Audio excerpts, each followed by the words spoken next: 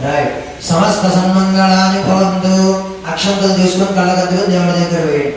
సువర్ణ దివ్యమంత్ర పుష్పాంజలిం సమర్పయామి. ఆత్మశాస్త్రాంగ ప్రదక్షిణ నమస్కారం సమర్పయామి. ఛత్ర చామరాజ సర్వోపచార పూజ మనస పరికల్పయామి. నమస్కారం చేసి చెప్పండి. మంత్రహీనం క్రియాహీనం భక్తిహీనం గణాధిప యత్పూజితం మయా దేవ పరిపూర్ణం తదస్తుతే